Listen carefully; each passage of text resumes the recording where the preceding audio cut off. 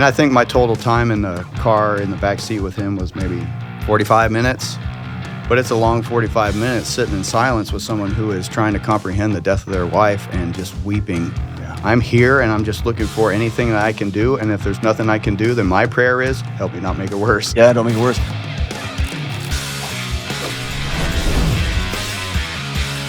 What in the world is going on? This is John with the Dr. John Delony show about your relationships, your mental and emotional health, your physical health, whatever you got going on in your life. Do not miss this episode. This is an episode that's been a long time coming, and I am more thrilled about this episode probably than any other episodes I've had, and here's why.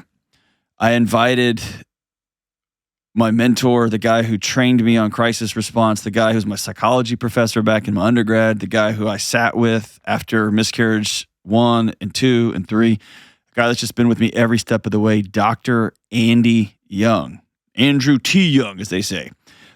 He was a psychology professor, grad school professor for a quarter century, and he also has been partnering with police departments and leads the crisis response and victim services units at a number of different departments in Texas, and has now left the university and trains police departments all over the United States, from New York to Texas, everywhere, all over the place.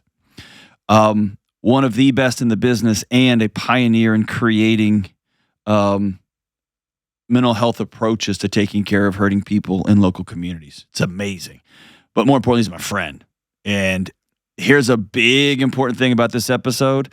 This is not good for kids, not appropriate for children. And we talk about some of the call outs that we had, the scenes that we've gone through and things that we've been a part of. And so if you've got a sensitivity to some, I don't want to say graphic, but some pretty clear explanations on some situations that we've both been through, then this may not be for you, but it's definitely not for kids. But I do think it's a really important listen.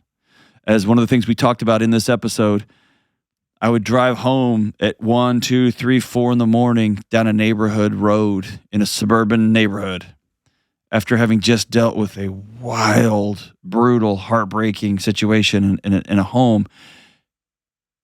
And I just thought, man, nobody knows this happened in their neighborhood. So these calls are happening in your neighborhoods.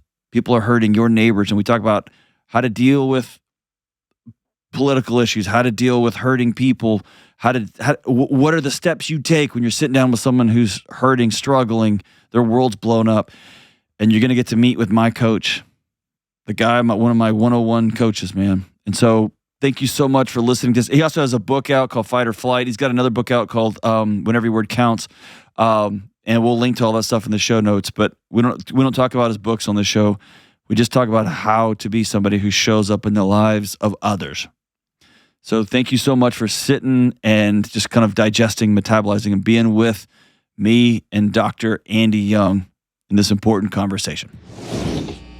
I want to start talking about a situation that happened where you ended up in the backseat of the car with the young man who kind of the whole world blew up. Okay, so the gentleman who was driving in the car with his wife. With his wife, yeah. Yeah, and they got in a feud.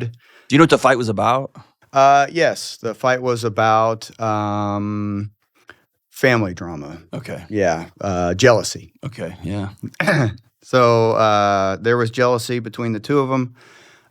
She got angry enough to get out of the car. It was 30 minutes before the new year.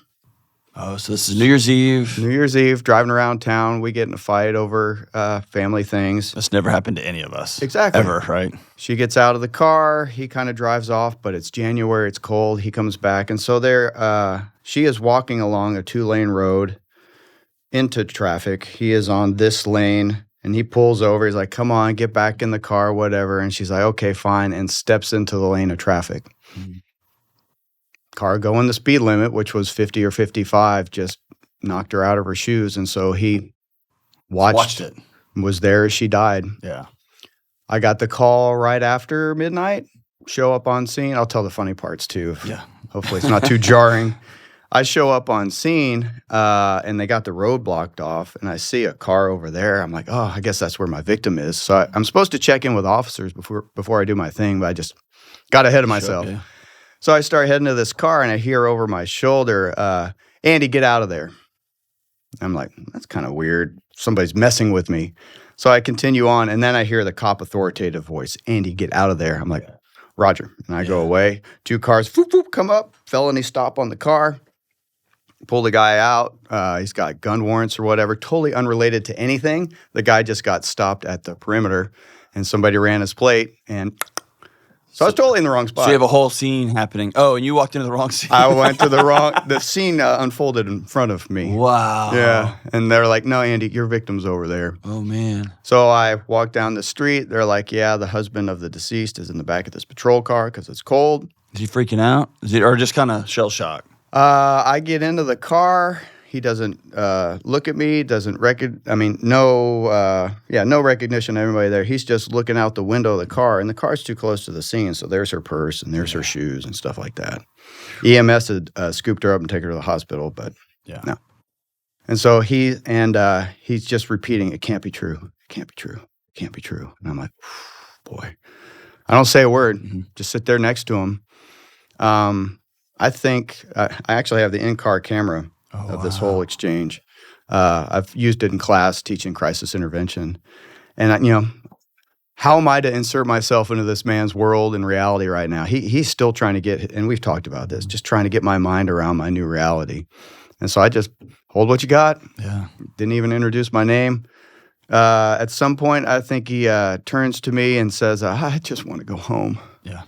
And I'm like, sir, I get that. And in the back of my mind, I don't want to be the one who's restraining this man here, but I know the police are going to want to talk to him about what happened. He's a witness, blah, blah, blah. I'm like, I'm sure the officers will talk to you as quickly as they can, get you home. Is there anyone at home? Is there anyone I could call? That kind of stuff, because I don't want this man to be alone. And he's like, no. I'm like, no friends, no. He's like, no. I'm like, oh, boy.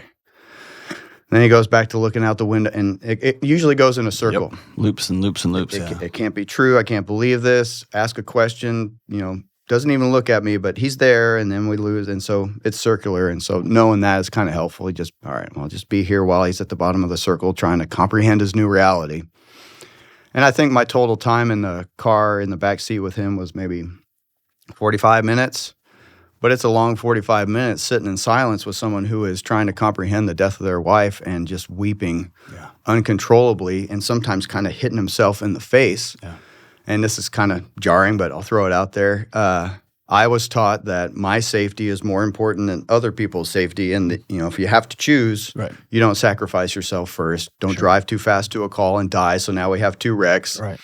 Don't get assaulted on the call because the cops have a lot going on, stuff like that. So I'm sitting in the back of this patrol car, and I've got abnormally long legs. And so the prisoner shield is just right there. So I'm all, because my femurs are too long. Right. And I got my foot in the door because I'm in the back of a patrol car, and that locks you in. Right. And I'm like, I don't want to be locked in with a stranger. I trust him, but you never know, blah, blah. So I'm just all kind of, and he starts hitting himself in the face like, it can't be true. Come on, get yourself together. And I'm like, I don't know this man. Do I put my hand on him? Mm-hmm. Art as much as science? Yeah. So spent my time with this gentleman. I don't think I ever even introduced myself. Then they wanted to take him to the police department, give a statement. I waited outside. He came out. His brother picked him up. So apparently he did. There was someone, yeah. But, the memory. Yeah. And I never saw the man again. Mm. So it's kind of an anticlimax, but I think it does really embody the nature of walking with somebody through the valley of the shadow of death, especially when they're a stranger. Yeah. That, I'm here and I'm just looking for anything that I can do. And if there's nothing I can do, then my prayer is, help me not make it worse. Yeah, don't make it worse.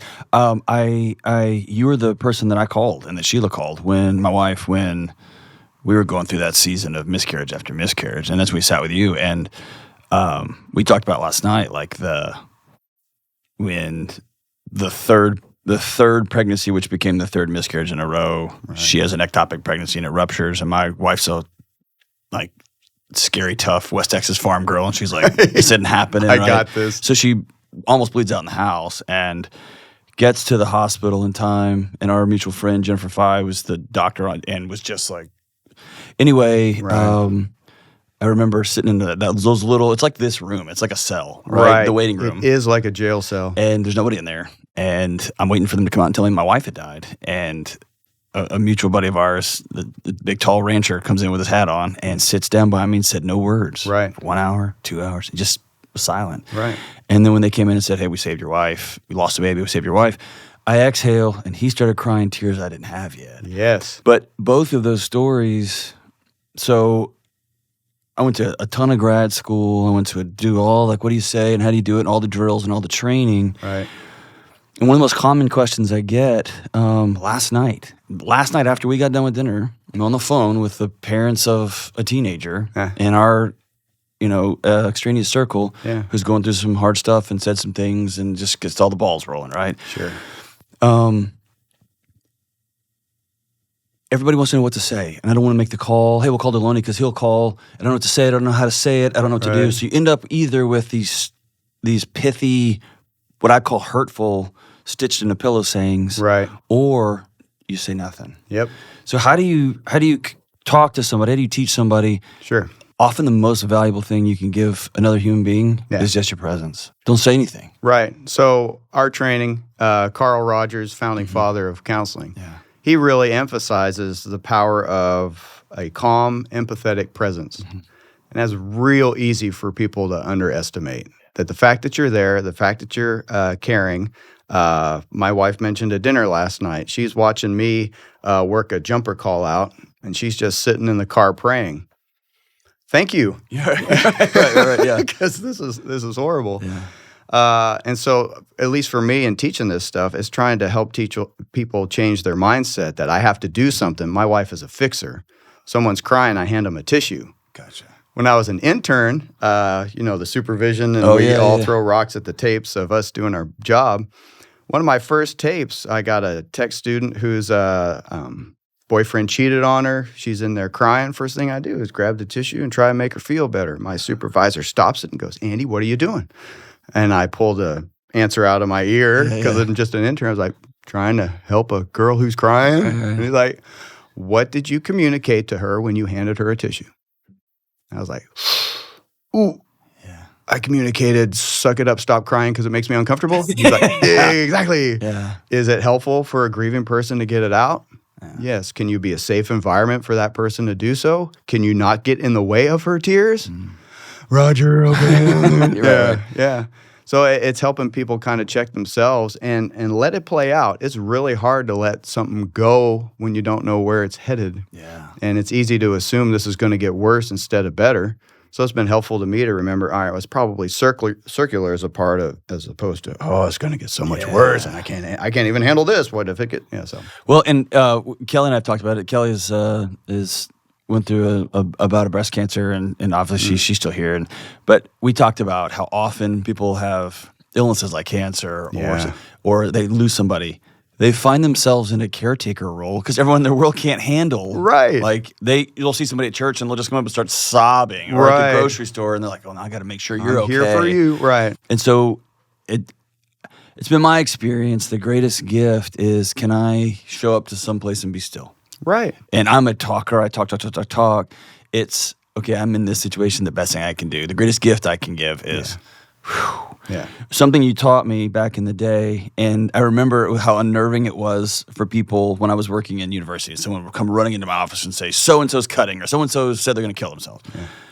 And I'd always walk. Yep. And a sentence you gave us all when you were training us was, calm is contagious. Yeah. And if I go running down the hallway going, I bring my crazy to an already chaotic moment. Right. How do you teach somebody to be calm? Is there some practices, or is there some... Sure. Well, the first thing that comes to mind is mindfulness. Yeah. Or anything related to it.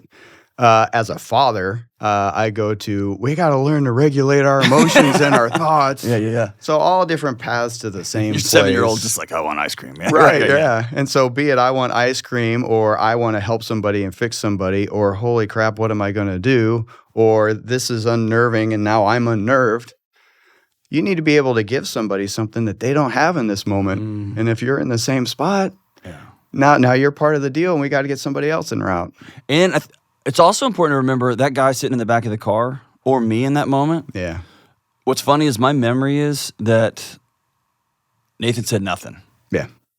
I don't know if that's actually right. Yeah. Because what I do know is I'm not absorbing contextual information. No, you got your bell rung. That's right. And that guy in the back of the car that got in a fight with his wife and just saw her get hit by a car and she's dead now, anything you tell him, he's not computing that. No. He will absorb peace. Exactly. Or he'll absorb chaos. Exactly. One of those two. He'll get ramped up, or he can get. Whew. Reminds me of a story. Yeah. So if stories are good, I get called to the completed suicide of a 15-year-old. Friends called it in. It was right down the street from the university, so I got there real quick. Meet patrol in the front yard. My partner shows up. The friends who had called it in are over there, so I send my partner over there. Officer says parents are en route. We're going to have to tell them what happened. Death notifications are they're tough. And this car, you can see it. It's coming quick. I'm like, all right, there they are. And so we all kind of line up in the driveway. Dad gets out. Mom gets out. Police officer tells him what happened. Mom just right there in the driveway. Dad takes off like, mm-mm. And so I throw my little intern at him. Mm-hmm. You take care of Dad. And I am I'm a professor outfit, and I just sit on the driveway with her in the heat and say nothing. Dad does flybys, and he looks angry, doesn't say anything, flies away. My little intern is like, no. He does that a few times. I got the angry vibe. And so first thing I said to this wife was, ma'am, would you like us to leave you alone, give you your privacy? It seems your husband's a little agitated, whatever, because that was the first thing I said to her after sitting on her driveway. She turns to me and goes, I don't know who you are, but don't leave me. Roger, sit back down. Sit back down, yeah. So just to illustrate the point. I said nothing. I sat on the driveway and let this woman try and get her faculties about her, and was there, and kind of like you looking at me, I'm looking at her like, what are we doing? And then I'm thinking, that's too much eye contact, Andy. Look at the ground for a little while. I don't want to make her uncomfortable. Yeah. Well, and I think it's also important for folks to know, we had a situation here where I was walking to the bathroom, and Dave was on the radio, and he is a savant when it comes to there's something behind the something. So he's talking to somebody who's asking a question about selling our house. Yeah. And he gets some sixth sense and he says, ma'am, are you safe right now? And she goes, no. And he said, are you in danger right now? And she's like, yeah. But she's wise enough to not change anything. Oh my goodness. And I just happened to be walking to the bathroom. Yeah. And Kelly's in there on the phones and she pulls her headset off and she goes, this one, right? So they go to commercial break and dude, you're a negotiator at this point. We're on. Yeah, it's on. And it is, this guy's got my baby and they're about to back out and he's going to kill me. And so Kelly and her team are trying to find police and where is he? And they did an amazing job. The police did an amazing job. Yeah. But there was it worked out well. Yep. And as well as like in those moments, I found out who the first person she ever slept with was. And she just starts talking and you're kind of laughing and I need you to get out of the car. Right. But it worked out well. She ended up okay. The police got the bad guy. Dave paid for her to get a lot of care. It was amazing. Brilliant. And there was also a lot of trial and error going on in that, right? Sure. So I've been in those situations a lot, and I think it's good to know that if you show up and your friend's not well, and you're trying to sit in their presence, and you're like, I don't know if I look down, look up, or okay. Right. Those of us who do that all the time, do that too. Yeah. Right. It makes me think of my biggest mistake. Yeah. Call. Completed suicide of a high school student. I show up on the driveway. Lieutenant says, family sitting in the living room. Son hung himself in his bedroom. Go. 3 a.m. I walk in. Dad's on the couch. Mom's in a lazy boy. Brother's over here. Don't say a word. Just sit down. Silent. Mom turns to me. My paraphrase, I didn't see it coming. He seemed a little sad, maybe a little depressed, but it didn't really match up with this. My training is the best thing you can do, the least harm you can do is just to paraphrase it back to him. Yep. So I went there, just said it back to her. Dad loses it, climbs my tree. What kind of doctor are you? La, la, la. I'm like, how does he even know I'm a doctor? Right. So he's like, right. Then he sits back down. It's quiet. I apologize, sir. I didn't. Sorry. Oh, I don't know what kind of doctor you are. And even the mom and the son are like, Dad, he's just trying to help. Well, I don't know what kind of doctor you are. I get F-bombed. Yeah. Loved it. Yeah. He chills out again. I'm like, I don't think I'm going to be a lot of help here. Yeah. It's like, sir, would you like me to leave? Yeah, I'd like you to leave and get out of the, Roger. Yeah. I leave. I'm going to my car. Selfishly, I'm like, it's 3 a.m. I got to work in the morning. I get to sleep some. And then I stop. I'm like, Emmy's going to show up, body bag, gurney, all that stuff. There might still be something for me to do. I stand on the porch like some Peckerwood. Yeah. One of the cops comes out. He's this guy. He folds his hands. He looks at me and goes, so what'd you do wrong? Yeah. Thanks, Sully. I really appreciate that, buddy. You tell me. I don't know how I set this off. He's like, I don't know either. And he goes back inside. Lieutenant comes out. He's like, what happened? I'm like, bro, if you can find out, I would love that. And he's like, all right, well, let me figure it out. Friend shows up. ME shows up. He's like, Andy, what are you doing out here? Because we've stood over a few dead bodies together. I'm like, I just got kicked out. And she's like, my job's going to be real hard if you're getting kicked out. Lieutenant comes back out. He's like, I figured it out. I'm like, okay, cool. What's the deal? It's like, well, I introduced you to this family as Dr. So-and-so or whatever. Friend just told me that the husband probably threw your doc out because he's upset about there being an affair with a doctor in the history here. So it has nothing to do with me. So another piece of this is you show up and do your best, but it could go wrong. There's so much else there that you don't know about, and you can inadvertently touch it. And It's not your fault, and then you get all the consequences of it.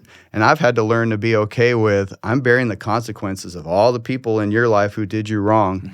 And it's not my fault, but we get to work through that together too. So it's multi-layers and disorienting. Yeah, two of the time I spent with you guys, you and your team, the two major lessons that I walked away with was there can't be any ego in helping other people. Right. I'm not there to save the day so that I saved the day. Right. There's a mom whose 4-year-old is dead in that room, and like the job is, if I can play one piece of a puzzle, getting her to a little bit more of a right. This is a 25, 30, 40-year journey she's on now. Exactly. And if I can be a part of saying, start your engines, that's right. But my ego wants to see her smiling and laughing again, and that's not my deal, right? Yeah. That was a huge one. Yeah. And the other one was the anxiety. I walked around, so like, what happens? And you sit with enough moms, you're like, oh, this is what happens. This is the worst case. And so now I can go live my life. Like, it was a strange freedom. Exactly. Right? It was a strange freedom. I do my job. I know my part. I know what's not my part. Check my ego. Yeah. This show is sponsored by BetterHelp. My wife and I were meeting the other day about back to school and all of the madness that's upon us. We got my travel schedule, her work schedule, our daughter's new clothes and school and forms to fill out, and all these online portals and my son's sports schedules. And now he needs new shoes every 2 weeks. And how are we going to pay for all this? And on and on and on. And when we step back and look at our schedule, it's so packed, and we haven't even put things that matter like exercise, date nights, counseling appointments, church and holiday trips, and our big home projects that we like to do. These are the things that make our life worth living. Here's what I've learned. When it comes to taking care of me, my family, and my work, I have to begin with the things that matter most, the things that keep me and my family well and whole so that I can wade into the chaos and be sturdy and present and strong. So as you're planning your upcoming end of summer and fall plans, make sure you don't skip date nights, make sure you don't skip planning for regular exercise, and make sure you don't skip your regular therapy appointments. Yes, therapy can be hard work, but it can also help make the rest of your life possible. When it comes to therapy, I want you to consider calling the team at BetterHelp. BetterHelp is 100% online therapy, and they're staffed with licensed therapists. They're convenient, flexible, and suited to fit your schedule. And with a good therapist, you can learn positive coping skills, how to set boundaries. You can learn how to become the best version of yourself, and you can learn how to stop comparison traps, and you can begin to find joy and peace in your own life. In this upcoming season, make sure you put on your oxygen mask first. Never skip therapy day. Call my friends at BetterHelp. Visit BetterHelp.com/Delony today to get 10% off your first month. That's BetterHelp, HELP.com/Delony. It's almost the HRification, legalification. it's this world where everybody's afraid to say anything. And nobody wants to do anything, so nothing happens. Right. And Fear. Yeah, fear. And one of the things you taught me early on was say the thing, say it directly and with compassion, but say the thing, whatever the thing is. Right. And it has been staggering. I think you were the lead teacher in one of the courses I took on suicide intervention. Yeah. And I remember there was a big loop-de-loop and try this, and then the end question was, has anyone just asked that guy if he's thinking of killing himself? And it was like, What? Oh, that should be question number 1. All right. So I've got to a place now where I had the conversation last night. Are you planning on, and my heart rate doesn't get up. It's not a weird thing. Right. That's a question that melts people. Yes. Did you have an affair? Melts people. Or you and I have both been in, you've 1,000 times more than I have. Mine was just once or twice, where you're listening to somebody who's really trained in these things, fumbling through it was a dark and stormy night, right? And it's like, your husband was in a wreck and he has died, right? Yeah. And it's like, let's get to that thing. Because the moment somebody opens the door and sees this, they're in fight or flight. They're not hearing anything, right? Right. How do you teach somebody, say the thing? Yeah. Right? And speak as little as possible, but speak directly. And the phrase you taught us was facts to your friends. I'm going to say the thing, and I'm going to tell the truth. I'm going to tell what I know and what I don't know. Yeah. And then we're going to go from there. Yeah. There's been more than one time walking up to a house with a police officer, and we're about to do a death notification. And while we're walking up, the officer's like, how do we do this? Yeah. So the door is open for teaching in that moment because we're about to get hit by a train or whatever. And so my 60-second tutorial has been, I mean, you've outlined it. Your job, sir, because you know what happened and they didn't, is to say that as quickly, as efficiently as possible with the compassion and empathy. You are going to be hurting for them, and your empathy is actually going to kind of get you in the way because they haven't gotten caught up to where we are yet. So you got to get them caught up. So say it clearly and concisely, and you're going to have to get to the punchline, and you're going to have to say the words, and nobody wants to say the words. Yeah. We had a call out once. Our friend got killed. One of our guys on the negotiating team didn't know what happened yet. My team leader met him in the street, and he's like, all right, boss, what do I need to do yet? And he's like, hold on. You don't know about Josh yet, do you? He's like, no, what are you talking about? And my friend artfully articulates, I did not want to be the guy to say this. Yeah. I distinctly have been, right before you knock on the door, I'm about to wreck this person's whole life. There's a before and after. I'm about to play that part. And if I wait 30 more seconds to knock on this door, they get to keep their life. I don't want to be that guy. And so there's some coming to terms with, you're the guy, however you want to make sense of that, but you got to be okay with, I'm the guy in this moment, and you need to embrace that. And part of being the guy is I get to say it clearly and concisely, and then I got to punctuate it because they just got their bell rung. Your husband is deceased, whatever that means. And then we wait and see how we can help them as they absorb what we just told them. And some people scream, some people drop to the floor, some people Right. turn around and act like it didn't. Right. You've This told me, can't be true. Yeah, Yeah. So hitting like it's a ping pong. Right. Yeah, And I can't forecast for you what happens next, but we've kind of covered, here's our best that we can give somebody as they are absorbing. My wife almost died, but she didn't. Yeah. My son, daughter is not going to be part of our family. Yeah. That's a lot. So take it out, like that's a unique context that most people will never experience, No. or they may go through it once, right? Right. The next layer and the next layer is you find out your friend's wife's having an affair. Yeah.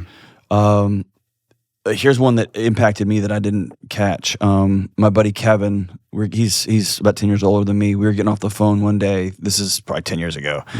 And he said, Johnny, I want you to know that I love you. And I started laughing. I was like, nope, we're not doing that, right? Silly feelings. Yeah. You can take your feelings and cool. Yeah. But as I reflected on it, Yeah. I realized how few people in the world tell me that. Right. How even fewer people I tell that. Yep. And my dad was a homicide detective raised by a World War II vet who was raised by a dad who died at 10, right? There we It's go. not a part of how we do things. My father was an aerospace engineer. Yeah. Same. Same. And when I would get home from college and park my car, the next morning my dad was out getting the oil changed. And he was saying I love you with all of his actions. Right. Just, right? Behavior is communication. There you go. Yeah. That's what we say here, behavior is language. Like, Yeah. what's he telling you? Yeah. But then I had the privilege for a few years sitting with folks who would do anything. They would have mortgaged the house we were sitting in for one more playback so I could just make sure you know what I think about you Right. Say it. before I get this news. And so talk to the single mom, talk to the dad, like the tough guy dad who just wants to be a better dad. Like Right. there is power in saying the thing, whatever the thing is, right? no And getting kidding. to the point. Right. Get to the point. Yeah. And so we've been hammering away at, life-changing horrible point. So I'm glad we're kind of pivoting to life-changing positive stuff. Yeah. So my dad, similar thing, just never said it. I knew it was there, never said it. I have a 10-year-old son now. I'm leaving to go on a trip and just took a few minutes. Hey, I'm going to miss you. Keep in touch, love you. Just said it. Mm-hmm.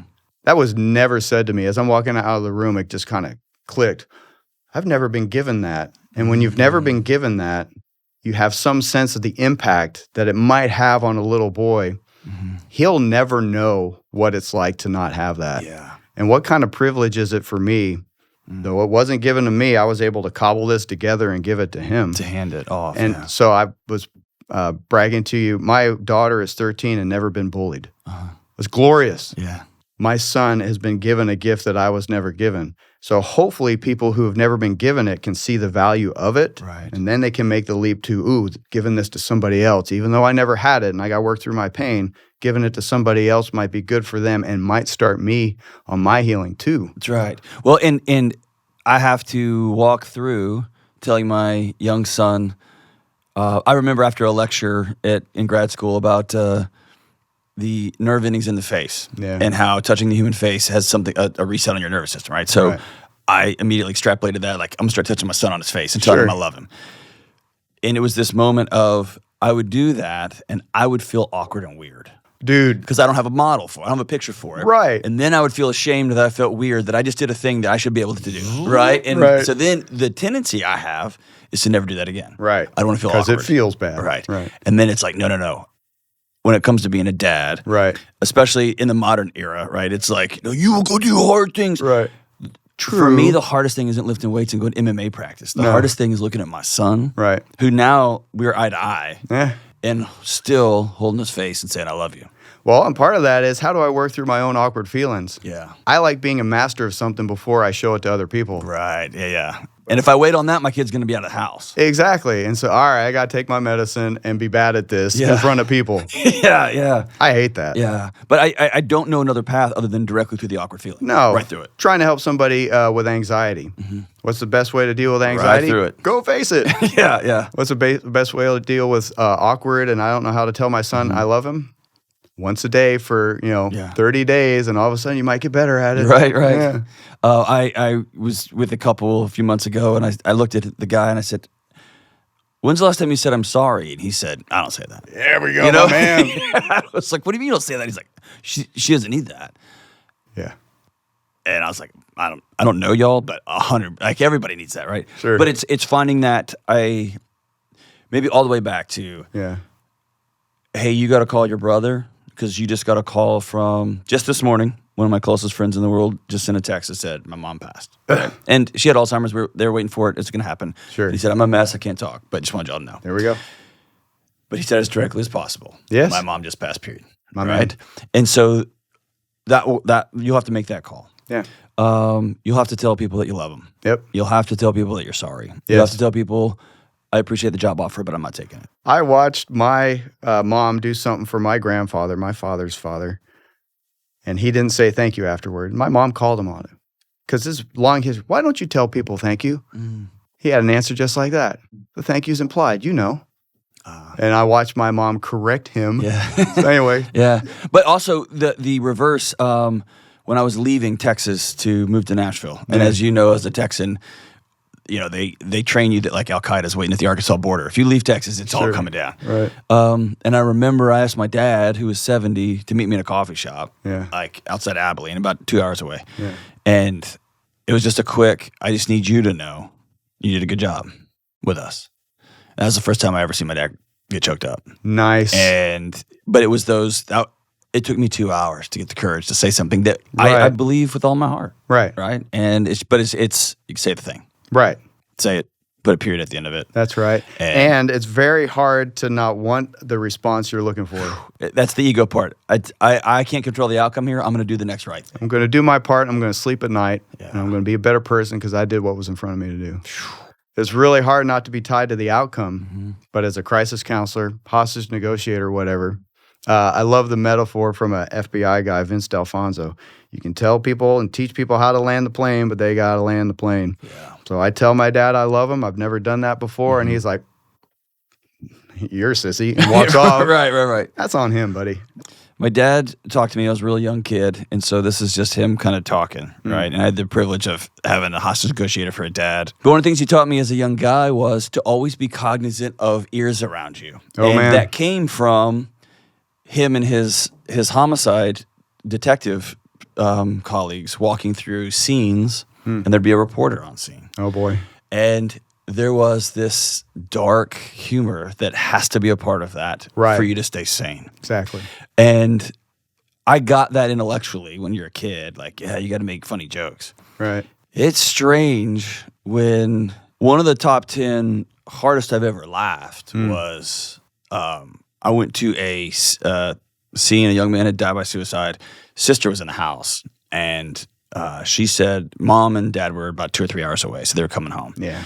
And the head officer on scene had said, your job is to meet mom in the yard. She cannot come in. Yeah. She cannot come in this house. Yeah. Sister's sobbing, hears this, and comes out and says, I need y'all to know mom's going to go to jail. You will not keep her out of this house. And I was like, well, and she goes, you will not keep my mom out of this house. Everybody's going to go to jail. She's going to assault. She's going to do what she can to get in this house. Wow. And so the lead officer looks at me and says, well, looks like it's you and me. And he pulls out a pair of rubber gloves and hands them to me. And I was like, okay, we're doing it. Yeah. All right, we're gonna go clean this scene up so we can get this body out of here. We can clear the house. Yeah. And so just expedited. Let's go. Good on him. Yeah, it was great. And that was like, all right, we're in it now, right? Sure. So we put on gloves and we started cleaning up this scene, and we're cleaning up a really gruesome situation. Yeah. And it started with one little quip to another quip to another quip. Right. To where both me and this officer are unable to move. We're laughing so hard. Right. And to be clear, you guys are dealing with horrific things, and you're trying to cope with that. That's right. And so it's not laughter like I did at the comedy club the other night. Right. It is almost I can't describe it other than my stomach hurt. I'm weeping from laughing so hard. Yeah. But it's not joyful laughter. It's almost is to get me through. Self-protective laughter. Yes. We're cleaning up parts of a person. It's like the gloves. Yeah. There you go. How do you navigate how do you navigate your I don't know. It's just everybody has self-protective responses. You say things with your wife when she says something to you, and it just happens. Or you start laughing when you get a call, or you start sobbing. You don't want to be crying, but here it is. How do you handle some of those innate, what I would call protective measures? Right. As your body tries to take care of you. Right. Whether you're cleaning up a dead body, you're trying to deal with a broken marriage. I've sat with people when they say, I've been having an affair. Yeah. And she just starts roaring laughing. Right. Or he just starts sobbing like he's 9. Yeah. In a it's a jarring way. Yeah. How do you A, handle that on your end? Yes, because that's where it starts. That's where it starts. And B, how do you give grace and compassion for somebody's instant response? Because it's easy to judge them on that. Oh, yeah. And I've seen a lot of things that are very easy to judge from the outside. Yeah. Telling a gentleman that his wife, it was right before Thanksgiving, your wife died in a car wreck. Well, there goes my Thanksgiving dinner. Yeah. Didn't expect that. Yeah. I really want to judge your relationship with your wife right now. Right. Or maybe it's shock. And so having multiple explanations that you can go to instead of my judgment is always right on the first try. And it's always going to be the most negative spin I can put on that. Right.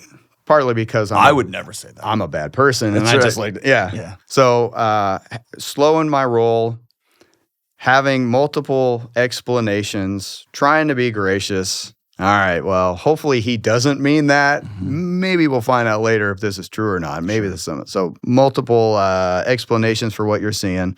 Be slow to judge. And, for me, I would like people to be slow to judge me. Right? Yeah. And then, we've hit the theme of how do I regulate myself, be it my emotions, my reactions, or my sense of humor and my mouth. Yeah. Yep. And being a college professor, telling some of these stories in a class as an example, I have expanded the mechanism in my brain that kind of watches over this. Well, what if that person was standing in this room as you told this story? Yeah. What if they can hear you? And so I try to carry How that. do you honor them through the story? Yeah. Right? Yeah. The dude's lying in front of me. I went into a house to get the suitcase for the daughter of a man who came at Thanksgiving. He just reached out to her. They were and he ended up killing himself in her house right before Thanksgiving. Jeez. I step over this dude, and as I look at him, and his eyes are open, he's looking at me, I got super mad at what this man just did, and I found that to be very selfish. That's not going to be real helpful for me to have all my emotional reactions right now. I'm going to have to put that aside and deal that with later. I probably shouldn't deal with it with her. And so also the muscle of priority of fire. What do we do first, second, third? And I'm going to have to be selfless and put that later. So be it sense of humor or anger or whatever. And what's my audience right now? Yeah. I would be very sympathetic in your instance. I'm kind of helping that officer get through this too. Yeah, and I have that sense of, I'm a born people pleaser, and There you so go.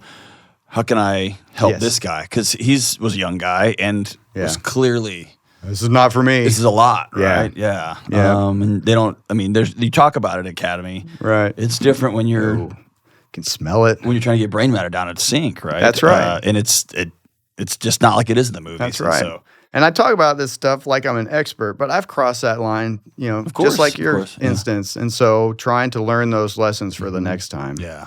So I made a mistake. I laughed too loud. We laughed too loud. It was disrespectful. I apologize. Yeah.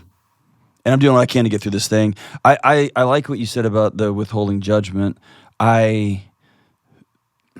The way I've characterized it is I found myself over the years, some guy cuts me off. Yep. I instantly make up a story about that guy. Right. And it's instantaneous. Sure. And it's that guy, those guys who listen to that music, who drive those stupid little Right. dropped Hondas, don't care about anybody, and they all do math. And it's just this whole Right. cascade of a story. You're very creative. That has no bearing on reality. Right. Maybe a little bit, but like none. Sure. And what I found with myself is it's my cortisol that spikes. It's my That's adrenaline. right. It's my near stroke. Right. And it has no bearing on that driver. I'm going to pick on you a little bit. Yeah. Sounds like in that moment, you're the type of guy who judges everybody as an a-hole. Exactly. Oh, yeah. What does that say about What's you? it say about me? Right. And it's You're awfully jaded and you're too young for that. Exactly. Well, and is that the lens with which I'm going through the world? There it is. And I get to choose, once I realized, that's a story I just made up about that guy. Right. I can choose another one. Right. Which is, Multiple hypotheses. dear God, help that guy get to the hospital before his wife dies. There you and go. one of those, just saying that now, my whole body drops. Right? And empathy arises. Right. And one of those is going to help me live longer. One of those is going to kill me. Yeah. And neither of those stories affect that guy's driving. No. None, right? Let's stipulate that he's a complete a-hole. Uh-huh. What does he need from you? What does he need from me? Right. I need to teach him a lesson. Right. Yeah, yeah. They don't benefit from lessons anyway. Exactly. So what's going to help that guy? Or, going back full circle, presence and empathy and maybe a little bit of curiosity, like, hey, Right. like, what's that driving? Maybe I could be an example to him too. Right. As he starts to come up, just wave, be like, come on, man. Right. And it's, okay, right? Yeah. And maybe not, but I get to pick that story. Right. And going back to when I tell my wife something, if she instantly gets mad, All right. maybe she's had a rough one. Yeah. Or the example I use with my wife is, hey, can you please put those towels? It drives me crazy. Yeah. Like, there's just wet towels. Then the very next morning I walk in and there's wet towels on the floor. I can pick the story. Right. The story is, oh, she's just doing this to rub it in on me because Right. or, good God, what is her day must have been? I'm going to go do the dishes right now. Sure. I get to pick. Yeah. I get to pick. I think it benefits us to be gracious to people, and of course, it benefits them. And we also have to trust that if it rises to the level of they're an evil psychopath a-hole or whatever, that we'll know that, and then we can start to get our distance. Or if we're in an abusive relationship, hopefully we've got other relationships outside that people say, hey, I'm seeing something that's not good. Yeah. We don't have to play defense all the time. Yeah. I've been using Cozy Earth Sheets, the makers of the best bed sheets and bedding and bath towels in the galaxy, for months. One of my favorite moments now in my life is sliding into my bed under these amazing sheets and somehow It makes everything all right in my bonkers life. And these towels, wow, wow, wow. The sheets are so great. They're amazing. So we recently got the bath mats and the towels are like a post-shower hug. And I've spent most of my life drying off with old rags or at hunting camps with paper towels or using hand towels right out of the shower because I forgot to do laundry. I'm not a towel guy. These towels, though, are amazing. And Cozy Earth heard me ranting about how great these towels were, and they were like, hold my beer, and they upped their towel game even further. I got these new Luxe towels. They're insanely soft, and they're crafted with a unique blend of cotton and bamboo and some innovative zero twist technology. They have incredible absorbency, and they're super durable. Here's the thing. I love them. And I want my kids to have a better life than I did growing up, but they can't touch my Cozy Earth Luxe towels. And of course, Cozy Earth's bedding is crafted with this advanced Hogwarts wizarding technology that regulates your body temperature for a cool, comfortable sleep all summer long. And into the fall, it's going to be amazing. And they're made with the best ingredients on planet Earth. And of course, you know that a good night's sleep plays a critical role in every facet of your life. But here's my biggest call out of these sheets and bath products. I could sleep on any sheets in the world. And we bought these sheets, my wife and I, with our own money. And my family could use any towels or bath products in the world, and we choose Cozy Earth. And now Cozy Earth is hooking you up for listening to our show with an insane offer. Get a 40% discount on Cozy Earth's products. Yes, you heard that. 40% discount on Cozy Earth's products using code Delony. Or go to CozyEarth.com/Delony. That's COZY Earth.com/Delony to unlock this offer. And I want you to say that John Delony sent you in the post-purchase survey. And if you do, they'll hook you up with a free pair of Cozy Earth socks. You know what? Because why not? Transform your night and morning routine with Cozy Earth. Go right now. I want to talk about election anxiety. Here we are. All right, we're in the I'm the last guy for this. I know you are. And both of us probably are the last guy because we're pretty simplistic about it. Yeah. My hypothesis is election seasons, especially over the last 3 or 4 elections, because they're so psychotically contentious. Right. Insanely contentious. Right. Adversarial. Which competitive is good. Adversarial is nuts. Right. You want to be the starting first baseman when you're the backup. Trying to kill the first baseman so that you can play is insane. You're the same team. A little Machiavellian. I think my hypothesis is the reason in our country where we've kind of gone mad during election season is we really understand that when it all distills down, I go to the local YMCA and I get 1 vote. That's all I get. Well, if that's not enough, though. Well, it's right, but all of the news cycle, all of the ginning up is you better. You have to. Right. And I go in and I go, yeah. And that's it. Right. But this seems to be part of your identity. Yeah. So faced with what is a big deal. Right. What appears to be, we're going to go that direction and that direction, although I'm now getting old enough to where every election is the most important election of all time. And if you don't, then all of a sudden. I agree. What do you tell somebody if they are just starting to sweat? Yeah. Like it is, I'm feeling enraged. I'm feeling my body become something that is unnatural to me. Well, where's the fear coming from? Yeah. Is it coming from the news? You kind of covered that part. Turn it off. Is it coming from, I went to identity. Tell me about that. I have my set of needs, wants, values, and beliefs. This is me. And when the election ties into who I am, then I am also going to be compelled to, well, I got to do something about it. Not only check a box, but rally and argue and all the rest of it. And so it really encompasses who I am, not just fear, but identity. And so, again, compels me to do something. The metaphor or the example that comes to mind is I talk to a lot of police officers who've been a police officer for 30 years. Are you a cop or are you a person? Right. What happens when the cop ends?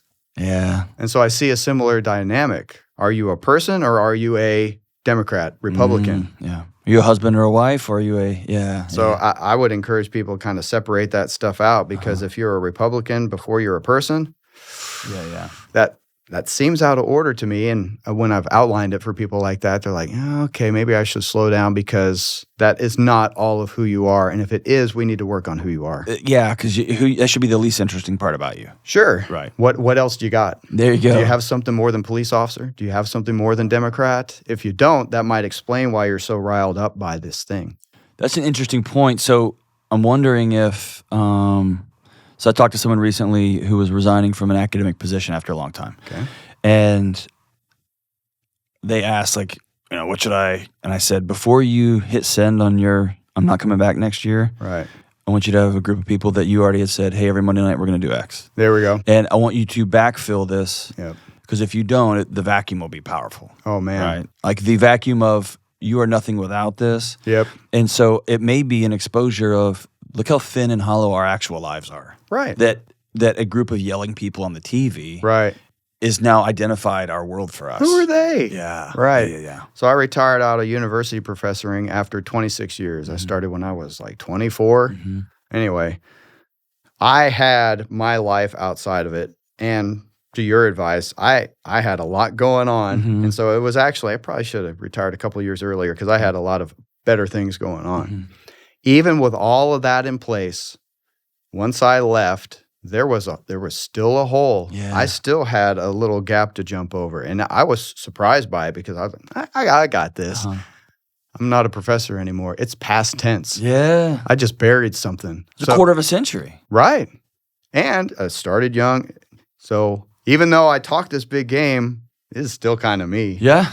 Yeah. And so even when I think I did a pretty good job, you're still going to have to pay a little bit because you were invested, because you cared, because. And so maybe that feeling, that sense of loss or grief is good. It's all right. It's right. Yeah, that's right. And I love that you're invested in our system. Mm-hmm.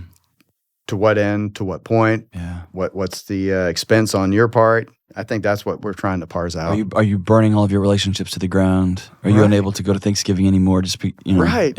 Yeah. There might be things you might have it switched a little bit, and I get it. That this is a big important thing to you. I understand, but comparatively, maybe we need to have the right proportion. And I'm always telling folks, hey, if you already know who you're going to vote for, yeah, stop reading. We're stop there. looking. Yeah, you've arrived. Yeah. Right? The purpose used to be we're going to debate the topics and figure it out. Yeah. I'm on the fence. You already know now. Just turn it off. That advice reminds me of my lovely wife who likes to revisit decisions. Right. I'm not like that. I don't think you're like that. No. And so it's hard for me to help her because her personality is, well, let me make sure I made the right decision. What if something changed? And what if the car's what if? already in your driveway. What if? Right. I'm not a big fan of what if. Yeah. And I don't know how to translate that to people like my wife who really are what ifers because it serves a purpose. Now I know all the angles, so I can't be surprised, fearful. I have some control. I'm like, haha, you think you have control. Right. And so then we fight. What is how do you help somebody that's ruminating in the season? Well, you used the clinical word, and so I got all the statistics to back up how rumination correlates with anxiety and depression. Right. So, are you anxious and depressed? Yes. Yeah. All right, well, there's your cause. Right. Now, being the master of your own brain is the hard part. And so that's the most common thing I get. I'll tell people rumination's a waste of your time. Doesn't help. Right. It's I think Brene Brown calls it dress rehearsing tragedy. Yes. It never plays out that way. No. And you think, I'm going to imagine my wife, she's out tonight. I'm going to imagine her getting a car wreck. I promise you, I've sat with that husband. You can't predict what happens. And I've done the same thing because I do the work. I've put myself in that position. To what end? To what end? Right. I'm now choosing to ruin this moment. Yeah, my heart rate's up and I can't sleep. Right. Sweet. Yeah. And so then I have to go through the very boring exercise, just like eating right and exercising, of controlling my brain. I'm not going to think about that. I'm going to go over here and think about that. And when it knocks on my shoulder and says, you should what if this a lot, or remember that time you saw this, I'm like, no, forget you, brain. Yep. I'm going over here. That is just like training a muscle. Yep. And I don't know that a lot of people spend time training their minds like that. Well, I don't think most people know you're not your thoughts. Oh, well, now we're at the identity thing again. And that your body's trying to protect you from something might happen. It's doing its job. Sure. And I can then decide I'm going to do something else. I think it was one of the Godfathers, maybe Adler. Maybe it was Adler who said, I thought if I took away my clients, I think he used the word patience back then, but if I took away their anxiety and depression, I could cure them and instead I made them empty. Yes. And so there's this idea, people say, I can't stop thinking about the affair. Right. I keep picturing my partner in bed with that person. Sure. Okay, you can decide to stop, but you have to have What replaces your it? wedding day back in there. Or the day y'all went on that date after you said, we're going to make it go this. Like, I've got to replace that. Right. What do you want instead? That's exactly right. That's and that right. was an important thing for me coming when, for me, and I think we're similar, when the alarm goes, when the text message comes, Right. everything gets real still. Right. I'm fine. It's when I get home, and my wife has never moved. Yeah. Like, she's asleep, the phone rings, I'm gone for 2 hours. Yep. And I don't do this anymore, but back in the day. I'd come back, and she hadn't even rolled over. Right. And I it's like, hate her. I just had this whole, Yes. right? I just Yeah. cleaned off brains off a bathroom wall as a Right. police officer. And you're sleeping. And she's sleeping, right? But it was this instance when I would lay it down in bed that I would start going, oh, God. What did I just do? That was the wild. Yeah. And I'm going to make a choice to not think about that. Right. I'm going to think about, Yeah. right? Yes. X, Y, or Z. Do you own your mind or does your mind own you? There you go.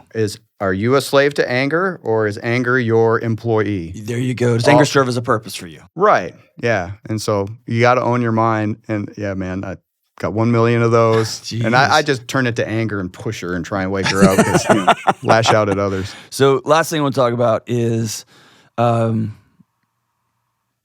this one. This one was probably the hardest one for me personally. Yeah. So I'll talk about the two times we talked about this yesterday. My two big epic no failures. All right. When I was with the crisis team, showed up with the great and powerful Janice, right? Love her. Who was my partner at these to these two particular call outs. The first call out we showed up to was, and we actually had a heads up on this one, like some discussion. Here's what's coming. Yeah. But a father had died by suicide, and he had taken his life, if I remember correctly, in the room of his 4 or 5-year-old son. Yeah. Mom comes in to wake up son, finds this body hanging there in the room, and had to get dad off before son woke up. Right, it was a whole thing. Yeah. And then I think there was 4 or 5 kids, and so we were brought in. There was a team of people, but brought in for mom to tell the kids dad is dead. Right.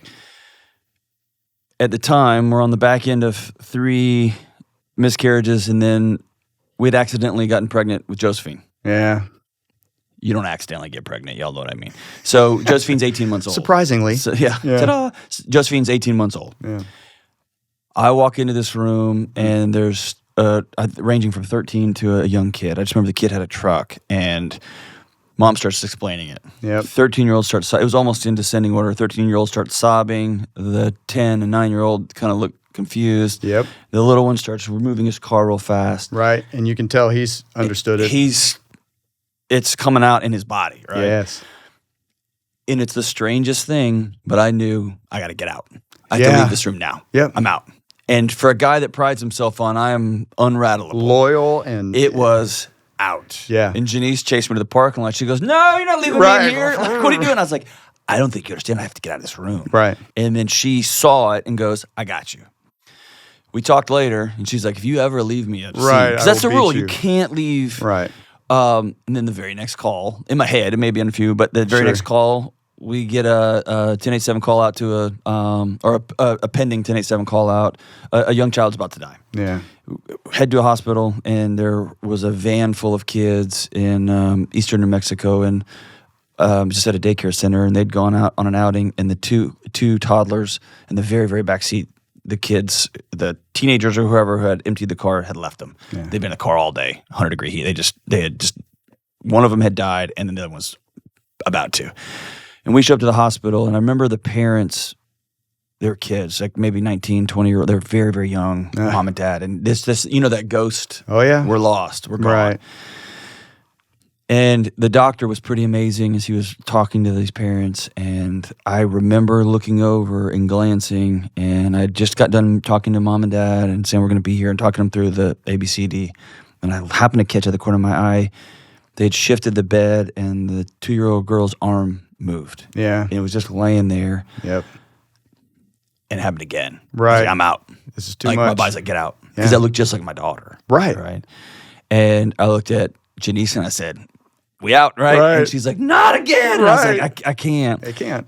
At that point, Yep. it's on me. to recognize I'm over my head. Yeah. Right? I had to make a decision and say, and it was humiliating for me to call you or call Janice and say, I can't do kids for a season. Right. Right? I have to opt out. Right. And it's embarrassing for me. This is like whatever. Fast forward, my son had a friend who was going through some hard stuff. Mm-hmm. Of all the people in the world to call, you would think the guy that has a show dealing with hard stuff that's a national, right? That my son would be like, I know a guy. Right. You don't have all the answers? He called a friend's parent. Yeah. And told them everything. All right. Not knowing that everyone in our friend group would just call, like, okay, I'll call the guy that knows that stuff. Right. And there was a moment when my fragile little ego got hurt again. Right. Why not me? What about me? Yeah. And I had to exhale and say, I went and found my son and said, I can't tell you how proud of you I am. Because he called an adult. There we go. He called an adult. Right. How do you know, what do you do when you're over your head with whether your kid comes to you and says, hey, I have a friend at school that's thinking about hurting themselves, or I just found out my friend is 13 and she's having sex with her 17-year-old boyfriend. Right. How do you know? There's an ego to it. I'm over my head. I want to be the person for my kid. Right. But all things to all men. Yeah. Yeah. So how do I recognize when I'm over my head? For me, when I look inward, one, and I see my ego, like you said, or two, I find myself fumbling, struggling. Stop. That's a sign. All right. If I'm struggling in this moment, why? If I'm short on ammo or knowledge or whatever, okay. And hopefully I've done my homework and I have somebody I can refer to. I've got a friend Those group relationships, or whatever. Right. I've got backup. Or like when you called, it's like, I can't do this one. That is no problem, buddy. I got 10 other people who I can send out to you. Right. You should not feel any shame. This is not an ego thing. Yeah. We all have our limits. I think you did say your exact words were, God, what a wimp. I'm just kidding. Right, yeah. You didn't say that at all. You should have shame. Yeah. What an embarrassment, yeah. And that begs the question that I think all of us need to ask is, do we have people in our life that we trust? Right. Not in case something, but when. It will happen. Man. When my friend got shot and killed on an operation and we still had to negotiate with that guy. So walk through that real quick. That's an important story because you had a job to do on top of. Yeah. So crazy guy with a rifle. We get called out on it. As negotiators are arriving, he ambushes local PD and SWAT. So did he set up the call with the intent to kill people? Nah, he was kind of crazy. He's out on the front yard. He squeezes off some rounds, barricades up, and then as he sees people setting up, he starts pot-shotting. But I guess I'm hesitant to put my mind into somebody who has a psychiatric condition. Sure, What's his reasoning? I don't know. Yeah, okay. They get ambushed. My friend gets killed. A couple of my friends get hit. Mm-hmm. So we don't know all that, but I start to learn it while we're actively negotiating with that guy, trying to get him out or trying to keep him from not shooting, keep him contained or whatever. So after the fact, we learn, who got hurt, who got killed. And so it, comes in waves and we got to keep working because the call wasn't over. Right. And now I have another widow on my radar after just doing that a year and a half prior. Mm-hmm. So I had a lot going on there. Mm-hmm. Yeah. Now I lost the point of. Well, I've got to have a network of people that I can go. Oh my goodness! So I'm the guy. I'm the professional that people come to. Everybody comes to you, yeah. And so I got my reactions. I got the people I'm working with that I'm trying to take care of, and then I got a lot of people coming to me as well. And so I had and have to have a chorus of people. Because part of this is it's so much, I need to say it again and again and again. And part of my ego problem is I don't like to repeat myself and not be interesting. Gotcha. Yeah. And so to go to the same person over and over again, I don't care for that. So my fix has been, let me have multiple people and I can say the same thing and it's new to them. So I have my wife, that part. I have friends who know the business. I have that part. I have crisis counselors I oversee who are also friends. Hey, let's go to lunch. I need to cry, and don't tell me about the time you did this too. Right. Yeah. And it's disorienting to even have to coach your loved ones about how to help you in the midst of needing help. I was really bad and angry about that at first. I was like, you should know because I know for others. You should be able to do this. And that didn't go well either. Yeah. Yeah. So having a chorus of people, knowing my limits, in one case, I was able to do the funeral, but I could not do the graveside. I just wasn't in it. Okay. And I had to accept the fact that my deceased friend would hopefully understand that. Of course he would. And I had to be at peace with all the judgments of all the people around me. Why isn't Andy there? That's not easy because this is the funeral of a police officer. Mm-hmm. If they're truly my friends, they'll hear me out and accept. If they're not truly my friends, then Their opinion doesn't matter. I got to let that go. Yeah. And I have to be humble enough to, I called a friend. I was like, yo, I'm on full. I can't do this. And they were a friend. I said, what are you doing? They're like, I'm working traffic at 4th and Indiana. Come out here and stand with us. Show me en route. I'm in a funeral suit. I show up and they put a traffic vest on me and they're like, come direct traffic with me. I'm like, perfect. Beautiful. I'm with my people. Beautiful. I'm doing something other than this. And I'm out there, pretending. right. But my friends are driving by in the funeral procession and they're like, what are you doing? I'm like, I'm with my people. I need to be here. Whether or not you can accept that answer. So, man, you talk about overcoming the ego part, and I wish I was better at it because I got all my weak spots too. But if I recognize it, hopefully I'm humble enough to go, the alternative is no good. I have to go the way that's uncomfortable. Yeah. Well, and I remember, and I'll keep my kids protected, but when I showed up to one of the local, and again, I'm pretty fortunate, obnoxiously, but one of the best, young person, under 18, I'll say, mental health practitioners here who works with kids. Nice. And when I walked in her office, she was like, what are you doing here? Right. And it was I'm out. Right. I've gone as far as I know. Right. I need help. Right. I am this child's dad, not I'm his dad. therapist. I can't be therapist. Yeah. I'm this woman's husband. I can't be. No. Right. Yeah. Similar to, I've got a buddy who changes oil for a living. Yeah. And when he found out his wife took the car over to Jiffy Lube, it was and she's like, well, I just needed it done and I didn't want to, okay, cool. Fine. Right? But that's ego, right? That's just ego. Right. I pride myself, that's it, that's the word, right? I pride myself on being able to do a lot of things for a lot of people. And so, again, identity. If my identity is wrapped up in I'm a Swiss Army knife and I can do it all, I got to reorient myself. Yeah. And it's just owning the truth that you will hurt people doing that. Yes. And I have. Yep. Yeah. Yeah. And people I care about deeply. Yeah. It's too far. Sorry. And I did it twice. Yeah. I did it thrice. Yeah. You were going to say. Oh, it's just I think I've done it more than 3 times, but yeah. Man. Well, dude, we talked about this in the intro of the show, but you were one of my professors. You were the worst professor because it's true. Actually the best, but I remember the fights we had about hey, being an educated person isn't just regurgitating facts. You also have to use, I think you got to where you were taking off a letter grade for apostrophes and you're an educated person, you got to learn how to write. Right. And educated means you communicate well and do this well and incorporate this knowledge. And you know the rules. And you know the rules, right? Yeah. And so, but as one of my professors, as one of the guys who trained me, as one of the guys I went to when I'm hurting, a guy that I still occasionally call, hey, I got this call coming. I don't know what to tell this person. Thank you for. Oh man. All of this is because of the influence you've had on my life, and so I'm deeply grateful, man. Oh, that's very kind. Yeah. And I know it's when you're taking those calls at 2 a.m. You're like, here we go again, and you're running through the crisis list and nobody's answering, and you're like, I'll just go myself. Just know that my family's different. My whole family tree is now different, and now the joke is 17, but there are millions of listeners whose lives are different because of the influence you had in my life. So thank you for that. Oh, thank you for saying so. It is one of my most sincere honors to be partnering with an amazing supplement company. I'm talking about Thorne.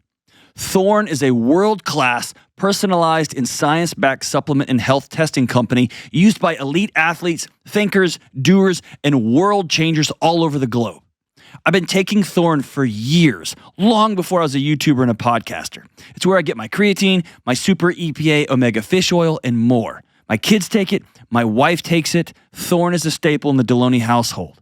Thorne is pure, third-party tested, and they are redefining what it means to live longer and healthier. And for Delony Show listeners, Thorne is providing 25% off everything in their entire lineup. Go to thorn.com/U/Delony to open up your digital dispensary, and the discount will be taken at checkout. That's Thorn, THORNE.com/U/Delony. Whew, all right, that was my conversation with my friend and mentor and professor, coach, all of it, Dr. Andy Young. And we're going to link to the show notes. His website is Dr. Andy Young, DrAndyYoung. You can check out his books, and we'll link to him in the show notes. Just remember, when you show up with hurting people and you don't know what to say nothing. Just bring you. Yes, you're that important. I love you guys. If you see somebody who's a first responder in your community, police officer, fireman, mental health practitioner, social worker, give them a hug, shake their hand, look them in the eye and say thank you. They're doing a lot of heavy lifting behind closed doors after hours when you're long asleep.